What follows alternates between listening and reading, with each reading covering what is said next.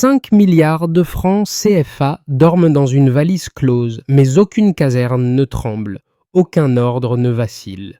Ce fossé entre la puissance de l'argent et son échec à renverser la chaîne de commandement dévoile les limites d'une tentative de déstabilisation visant Ibrahim Traoré. Que révèle ce refus presque silencieux sur la loyauté réelle, la peur diffuse et le désir d'indépendance au Burkina Faso? Derrière la mallette ouverte, une autre scène se joue déjà, où chaque choix pèse bien plus qu'un billet empilé, où chaque silence en dit long. L'enquête promet d'exposer non seulement l'origine de la valise pleine, mais surtout les mécanismes précis qui ont permis à une opération d'ingérence structurée d'échouer avant même d'atteindre sa première cible. Au cœur du récit se trouve un enjeu simple: comprendre comment une tentative de rupture peut être stoppée par une seule alerte décisive, un bénéfice analytiquement clair pour quiconque observe les dynamiques de pouvoir au Sahel. Les risques, eux, se déploient en couches: vulnérabilité institutionnelle, pression extérieure persistante, relais internes capables d'agir discrètement, et capacité des acteurs étrangers à réajuster leurs tactiques en temps réel.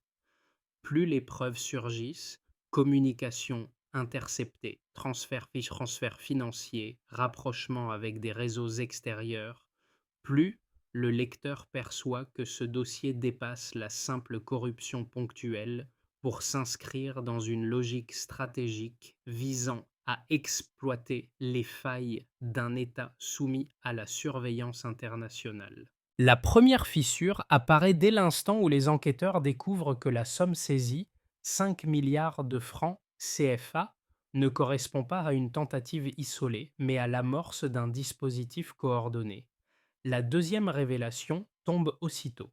L'agent arrêté n'était qu'un maillon d'un réseau bien plus large, déjà arrimé à des relais locaux et à des soutiens extérieurs déterminés à tester la cohésion militaire. À partir de ce double constat, la mécanique réelle du complot se dévoile par strates. Les premiers rapports internes montrent que l'ingérence ne s'est pas exprimée seulement à travers l'argent, mais également via des communications cryptées reliant plusieurs acteurs formés hors du pays et chargés d'évaluer la vulnérabilité de certaines unités.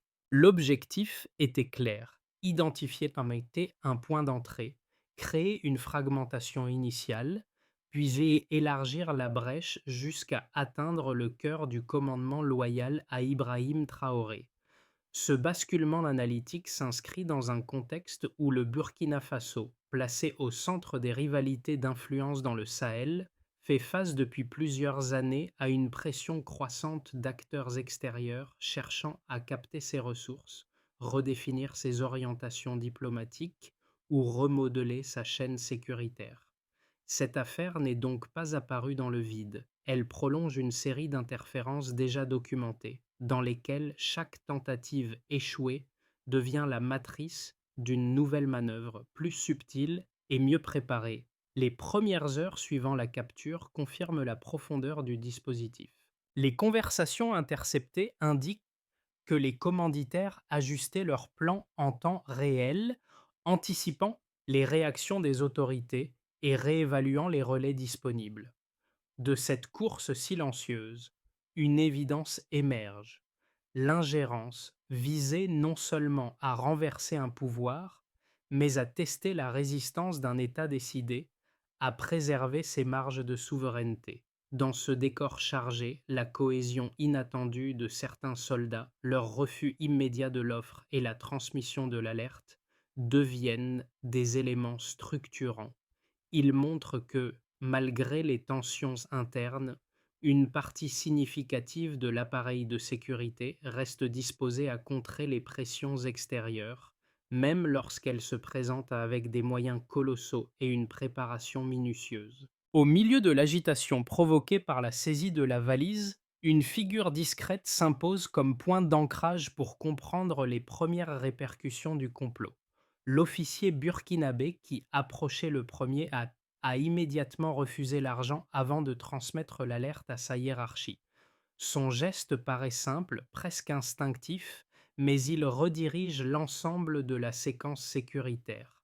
Sans ce refus, la brèche initiale recherchée par les instigateurs aurait pu se former en quelques heures, ouvrant la voie à un effet domino difficile à contenir. Le premier cas concret issu de cette alerte est celui d'un petit groupe de soldats situé dans une caserne de la région centrale. Interrogés après coup, ils décrivent des approches répétées de la part d'intermédiaires venus tester leur vulnérabilité financière. Aucun n'a cédé, mais les témoignages montrent combien la manœuvre s'appuyait sur l'épuisement économique et les pressions quotidiennes. Ces récits, croisés avec les communications interceptées, confirment que l'opération visait à créer un noyau de dissidence, prêt à servir de catalyseur à une rupture interne. Un second cas éclaire une autre dimension du dispositif. Dans une unité distincte, un sous-officier signale avoir reçu quelques jours avant la capture de l'agent étranger une proposition implicite évoquant un soutien extérieur en cas de changement politique soudain. Ce témoignage, isolé en apparence, s'accorde pourtant parfaitement avec les scénarios décrits dans les messages cryptés retrouvés plus tard par les analystes. L'effet cumulatif de ces signaux précoces modifie rapidement la posture des autorités, contrôle renforcé, interceptions accrues, cartographie détaillée des relais internes. La question sous-jacente s'impose alors. Combien d'autres approches auraient pu rester invisibles? Tout s'enclenche lorsque l'agent étranger franchit la frontière burkinabé avec une mission précise et une valise contenant les 5 milliards de FCFA destinés à acheter les premiers maillons de la chaîne militaire. L'opération doit être rapide. Elle repose sur l'identification de soldats vulnérables, sur une proposition discrète, puis sur la création d'une première fracture interne censée ouvrir la voie à une tentative de renversement visant directement Ibrahim Traoré. Les commanditaires comptent sur la lassitude économique, sur la pression quotidienne et sur la possibilité d'exploiter les doutes de quelques unités isolées. La mécanique paraît fluide, presque routinière, mais les premiers soldats contactés refusent. Ils rejettent l'offre. Ils transmettent l'alerte immédiatement. Ce mouvement simple inverse la trajectoire du complot. Au lieu de créer une brèche, la tentative de corruption solidifie la cohésion du noyau militaire. Les autorités réagissent dans l'heure. Localisation de l'agent, suivi des déplacements, recoupement des horaires avec plusieurs communications suspectes interceptées les jours précédents. Une séquence accélérée commence. La capture survient brutalement. L'agent est arrêté. La valise est ouverte. La somme colossale ne laisse plus aucun doute sur l'ampleur réelle de l'opération. La découverte déclenche une suite d'interrogatoires, de perquisitions et d'interceptions supplémentaires. Les enquêteurs mettent au jour un réseau d'intermédiaires, certains formés à l'étranger, prêts à accompagner l'opération en interne. Les documents financiers saisis montrent des transferts récurrents provenant de l'extérieur. Les conversations interceptées révèlent des ajustements tactiques tentés par les acteurs étrangers après l'échec initial. La pression augmente. Les forces extérieures tentent d'adapter leur stratégie. Elles cherchent à contourner la défaillance du premier levier. Elles revoient leurs relais. Elles réévaluent les zones sensibles. Dans les casernes, les contrôles se multiplient. Les communications militaires sont sécurisées. Les mouvements suspects sont bloqués. L'ensemble du dispositif sécuritaire se densifie pour empêcher l'effet domino que les instigateurs avaient anticipé. Là où une fissure devait s'ouvrir, un mur se dresse. En parallèle, le soutien populaire se manifeste spontanément. Des rassemblements apparaissent dans les rues, portés par la perception d'une menace dépassant la personne du chef de l'État et touchant l'intégrité du pays. La position d'Ibrahim Traoré se consolide, non par un discours, mais par une réaction collective face à l'ingérence révélée. Les preuves s'accumulent. Documents financiers, communications interceptées, aveux partiels de certains intermédiaires. L'affaire cesse d'être une rumeur. Elle devient un dossier structuré. Lorsque la tension immédiate retombe légèrement, les conséquences profondes commencent à apparaître. Les autorités comprennent que le complot ne reposait pas sur une initiative improvisée, mais sur un dispositif adaptable, pensé pour perdurer même après un échec visible. Les soldats loyaux deviennent un point de fixation symbolique. Leur refus clôt une brèche, mais il ouvre un chapitre plus instable. L'ingérence ne disparaît pas, elle change de forme. Les acteurs extérieurs testent encore les réactions internes, ajustent leurs choix, cherchent d'autres points d'appui. Dans les jours qui suivent, plusieurs arrestations ciblées neutralisent des agents locaux servant de courroie de transmission.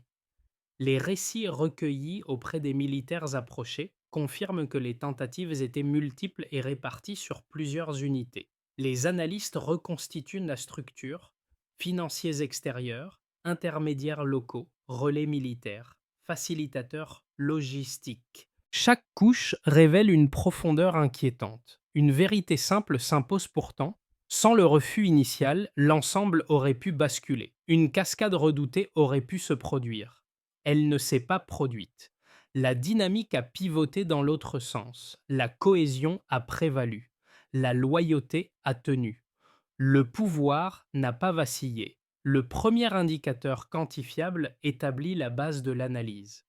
5 milliards de FCFA, sommes saisies dans la valise, fixent le baseline matériel du complot, tandis que l'échec total du pot de vin représente le delta révélant la solidité inattendue de plusieurs unités militaires.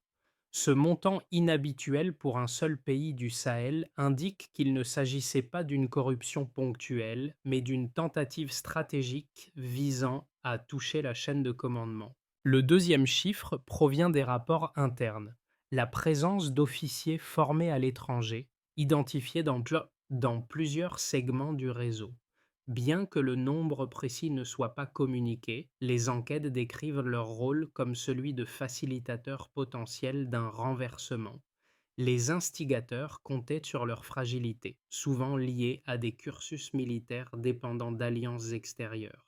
Le troisième indicateur se lit dans les documents financiers saisis, des transferts totalisant plusieurs millions de FCFA provenant d'acteurs politiques étrangers ont nourri les cellules locales. Les archives confirment que ces montants circulaient depuis des mois, témoignant d'un financement continu pensé pour durer au-delà de la première tentative.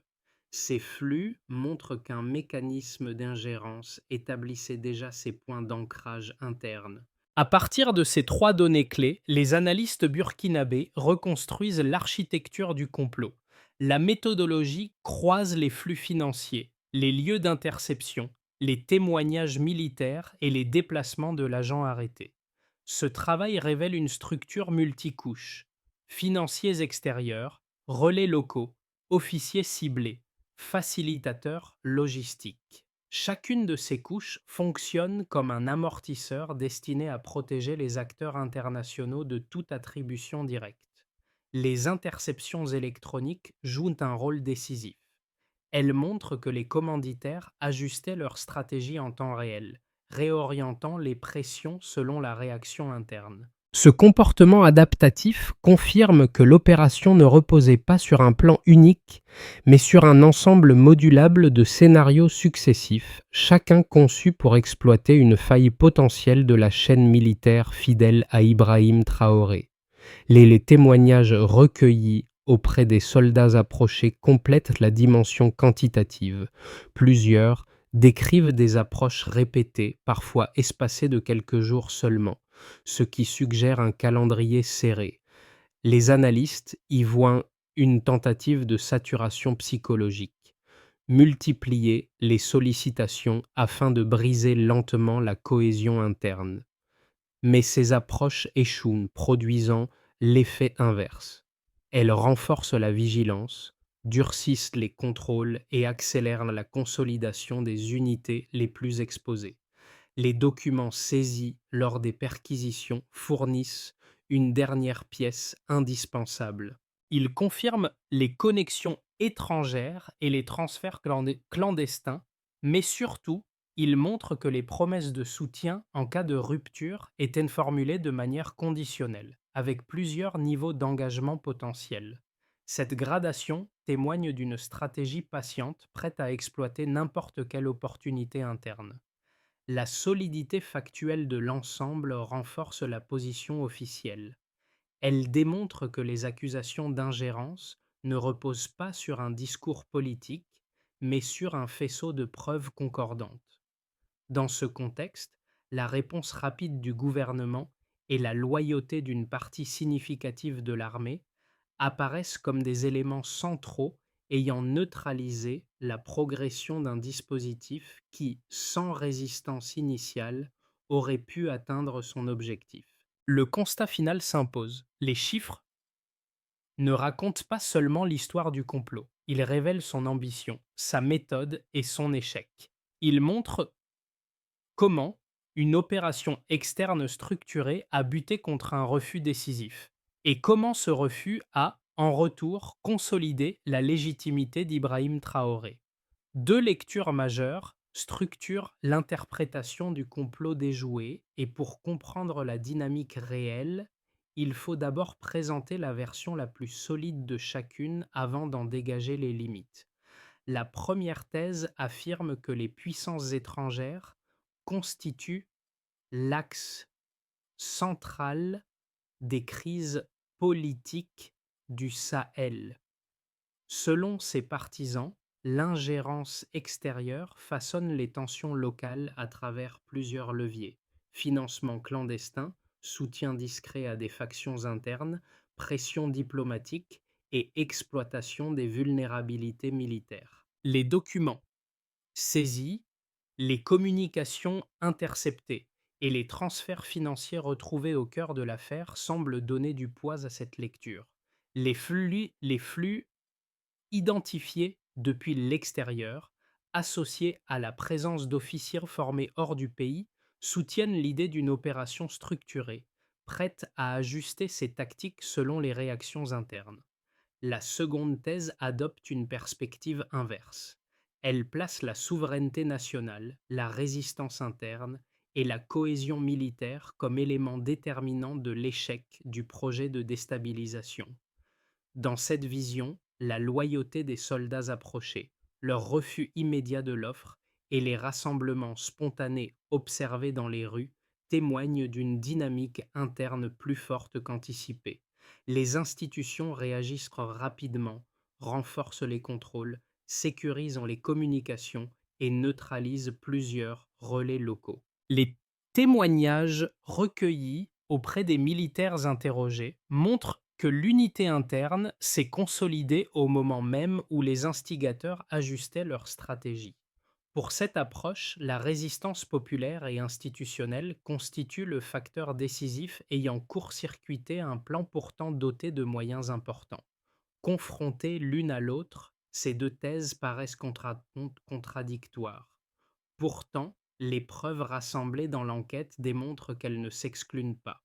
Les flux financiers extérieurs et les relais locaux attestent l'existence d'une ingérence réelle, mais l'échec de la tentative n'apparaît possible que grâce à la solidité interne affichée dans les premières heures critiques. Les communications interceptées montrent que les acteurs étrangers réévaluaient leurs options en temps réel, mais les refus initiaux et les signalements précoces ont empêché la formation d'un noyau dissident susceptible d'ouvrir une brèche.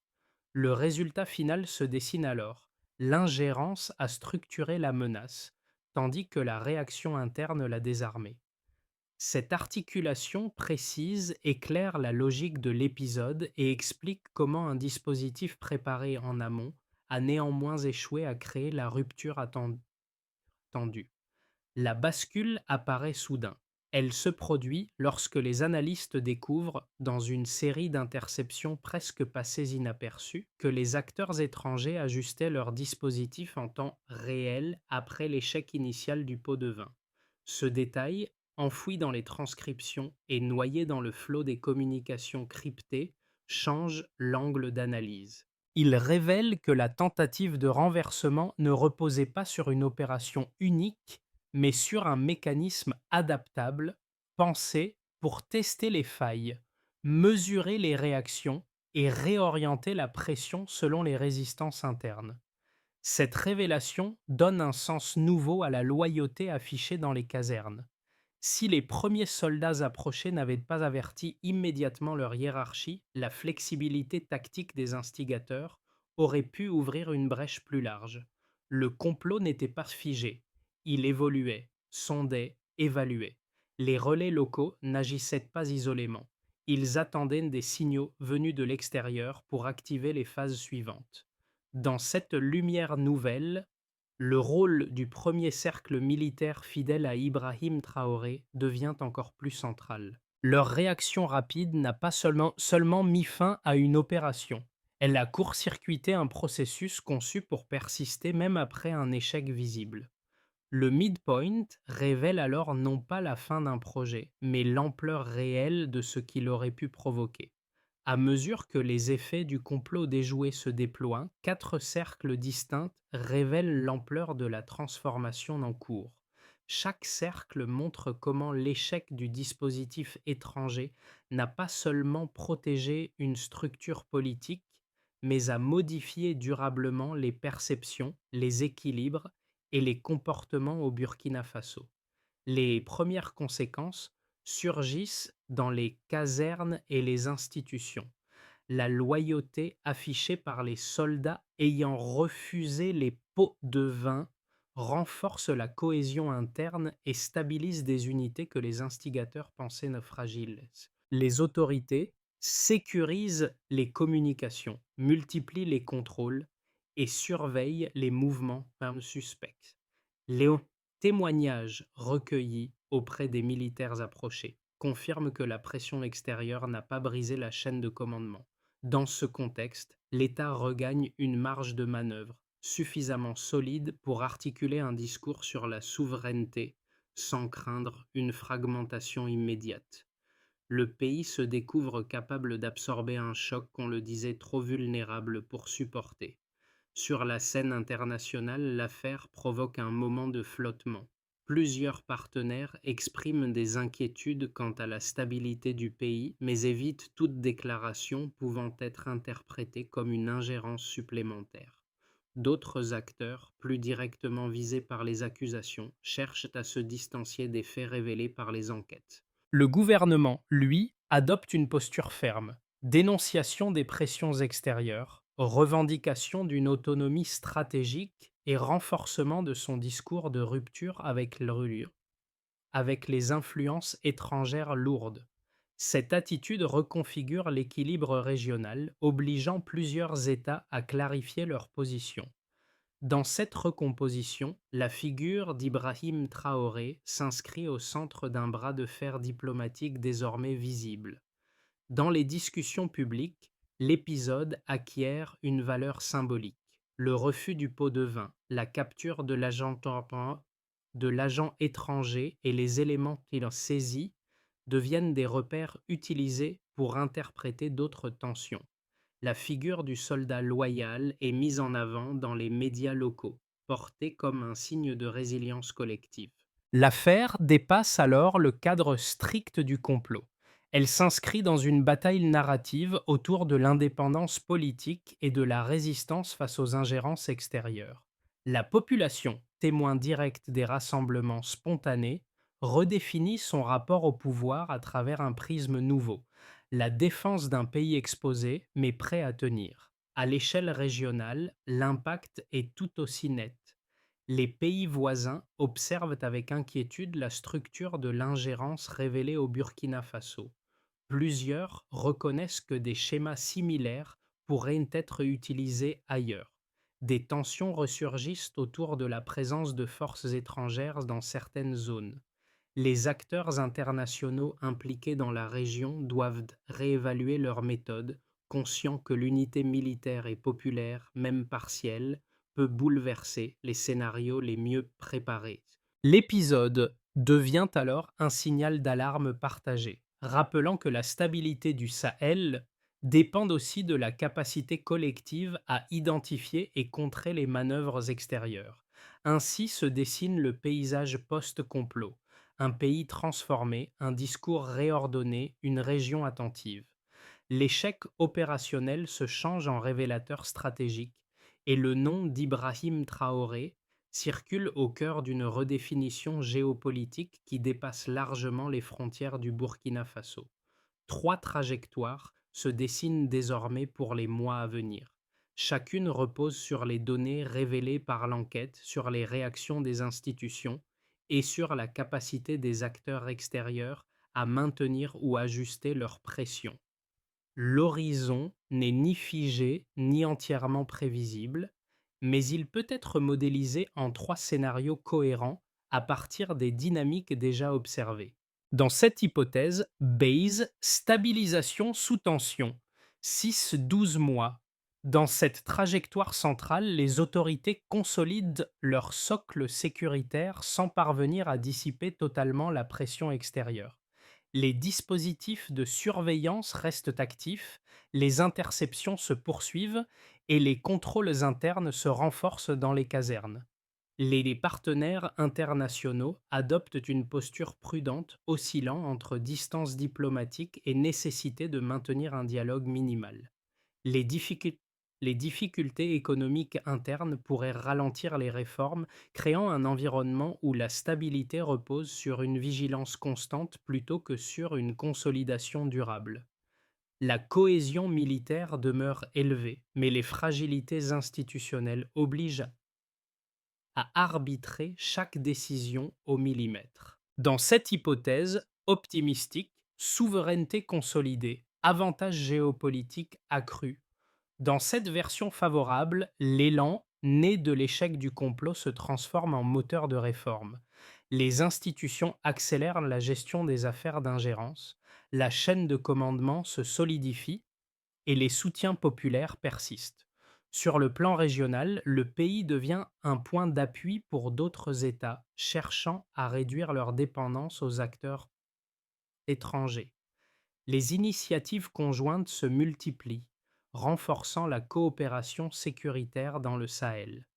La dynamique interne crée un climat propice aux ajustements économiques, permettant de diversifier certaines activités et de réduire les leviers de pression extérieure. L'épisode du pot de vin échoué devient alors un précédent structurant dans la communication politique et diplomatique. Dans cette hypothèse, worst, fragmentation interne, retour de la pression extérieure. Ici, les pressions étrangères redoublent et trouvent un terrain plus favorable dans les divisions sociales ou institutionnelles. Une brèche pourrait surgir au sein de certaines unités si la fatigue économique ou les tensions locales s'intensifient.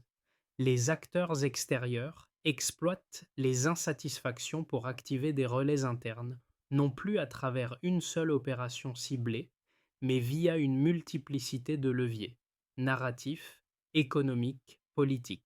Une nouvelle tentative de déstabilisation pourrait prendre forme sous une modalité différente, plus diffuse et plus difficile à détecter. La région entière en subirait les répercussions. La meilleure grille de lecture consiste à raisonner en termes de vulnérabilité active plutôt qu'en termes de scénario fermé. Plus un État identifie tôt ses points d'entrée potentiels, moins les acteurs extérieurs peuvent capitaliser sur les failles internes. Les événements survenus au Burkina Faso ne se sont pas limités à un dossier sécuritaire. Ils ont laissé une empreinte profonde sur ceux qui les observent, chacun filtrant les répercussions selon son propre rapport au pays et à la région. Trois groupes distincts perçoivent cette affaire à travers des prismes différents, parfois complémentaires, parfois contradictoires, mais toujours révélateurs d'un changement structurel. Pour les Burkinabés, l'épisode n'est pas un simple récit. Il met en lumière la vulnérabilité d'un État exposé à des puissances extérieures cherchant à infléchir son avenir. Les témoignages des soldats ayant refusé les pots de vin réveillent un sentiment de responsabilité individuelle. La protection du pays dépend aussi de décisions silencieuses prises loin des caméras. Dans les quartiers, les rassemblements spontanés ont ancré l'idée que la souveraineté ne repose pas uniquement sur les institutions, mais également sur l'engagement citoyen lorsque survient une menace diffuse. Pour de nombreux Africains vivant hors du continent, l'épisode résonne comme un miroir de tensions déjà vues dans d'autres États, du Sahel ou d'ailleurs. L'ingérence extérieure, les pressions politiques, les tentatives de manipulation interne constituent des motifs familiers. Le refus de la corruption devient un symbole, parfois interprété comme l'expression d'une résistance plus large. Ce groupe suit l'affaire avec une certaine lucidité. Ce qui se joue au Burkina Faso éclaire les dynamiques auxquelles d'autres nations africaines sont confrontées. Chercheurs, analystes, observateurs réguliers y voient un cas d'école. L'affaire montre comment des réseaux extérieurs testent la résilience d'un État, comment les institutions réagissent et comment les signaux faibles, flux financiers, narratifs, relais locaux forment la matrice d'opérations plus vaste. Pour eux, le complot déjoué sert d'indicateur, révélant qu'une nation peut encore reprendre l'initiative face à des pressions persistantes. Dans ces trois regards, une constante demeure. Chacun reconnaît que l'épisode dépasse le cadre d'une intrigue politique et interroge profondément la façon dont une société peut défendre son autonomie. La crise révélée par le complot déjoué impose une approche méthodique capable de réduire les points d'entrée dont pourraient se servir d'autres acteurs extérieurs. Un plan progressif, articulé en 4 étapes, permet de structurer cette riposte et d'en assurer le suivi.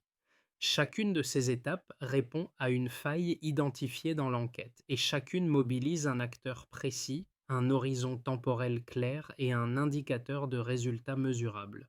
Cette partie fait référence au rôle des acteurs impliqués, expliqué de manière naturelle dans la suite du texte. L'action proposée dans ce passage est détaillée dans la continuité du récit. Le moment auquel cette mesure doit être appliquée apparaît clairement dans le flux narratif. L'indicateur associé est décrit ensuite sous une forme douce et fluide. Cette étape répond directement aux vulnérabilités exposées par l'affaire touchant le gouvernement d'Ibrahim Traoré. Cette partie fait référence au rôle des acteurs impliqués, expliqué de manière naturelle dans la suite du texte. L'action proposée dans ce passage est détaillée dans la continuité du récit. Le moment auquel cette mesure doit être appliquée apparaît clairement dans le flux narratif. L'indicateur associé est décrit ensuite sous une forme douce et fluide. Cette phase empêche la reconstitution de réseaux similaires à ceux détectés dans le complot. Cette partie fait référence au rôle des acteurs impliqués, expliqué de manière naturelle dans la suite du texte. L'action proposée dans ce passage est détaillée dans la continuité du récit. Le moment auquel cette mesure doit être appliquée apparaît clairement dans le flux narratif. L'indicateur associé est décrit ensuite sous une forme douce et fluide. Cette diversification limite les marges de pression économique identifiées dans l'enquête. Cette partie fait référence au rôle des acteurs impliqués, expliqué de manière naturelle dans la suite du texte. L'action proposée dans ce passage est détaillée dans la continuité du récit. Le moment auquel cette mesure doit être appliquée apparaît clairement dans le flux narratif. L'indicateur associé est décrit ensuite sous une forme douce et fluide. Ce cadre réduit l'avantage stratégique dont pourraient disposer les acteurs extérieurs. Dans cet enchaînement, la riposte devient une stratégie durable, ancrée dans la vigilance et l'action coordonnée. L'histoire revient inévitablement vers celui qui, au tout début, a déclenché la bascule, l'officier burkinabé qui a refusé la valise et transmis l'alerte sans hésiter. Son geste, presque silencieux, a pourtant empêché l'ouverture de la brèche que les instigateurs espéraient exploiter. Dans l'ombre des récits plus vastes, documents saisis, communications interceptées, flux financiers, son refus reste la racine humaine d'une résistance collective. C'est lui qui a donné le temps, l'espace et l'élan nécessaires pour que les institutions se mobilisent et que les relais externes soient neutralisés. Autour de cette silhouette discrète, le rôle d'Ibrahim Traoré se redessine également. Sa position dans les débats publics s'est confondue avec une aspiration plus large, celle d'un pays cherchant à tenir debout face aux pressions extérieures. Les rassemblements spontanés observés après la capture de l'agent étranger ont renforcé cette perception, montrant que la défense de la souveraineté nationale ne repose pas seulement sur les structures étatiques, mais aussi sur les choix individuels capables de changer le cours d'une séquence entière. Au cœur de cette affaire, une phrase demeure: une résistance commence souvent sans bruit. Ce motif, né d'un simple refus, rappelle que les grandes tensions géopolitiques s'enracinent parfois dans des décisions humaines modestes mais décisives. L'épisode du complot déjoué laisse bien plus qu'un dossier sécuritaire. Il révèle la manière dont une société entière peut réagir lorsqu'une pression extérieure tente d'imposer son propre récit. Les rassemblements spontanés, les alertes transmises sans hésitation et la cohésion observée dans plusieurs unités montrent qu'un pays du Sahel peut encore défendre ses marges d'autonomie, même lorsque des acteurs extérieurs dispose de moyens considérables. La souveraineté, dans ce contexte, ne se résume ni au discours ni aux institutions. Elle s'exprime à travers les choix quotidiens, la vigilance partagée et la capacité collective à refuser les récits imposés. L'espace public, lui aussi, joue un rôle essentiel. La manière dont les citoyens s'informent, débattent, questionnent et se positionnent influe directement sur la résilience d'un État exposé. Aucun pays ne peut se soustraire totalement aux influences extérieures, mais chacun peut renforcer les mécanismes qui empêchent ces influences de devenir des leviers déterminants. Reste alors une question simple, adressée à chacun. Comment soutenir durablement les nations qui cherchent à préserver leur indépendance face à des pressions persistantes?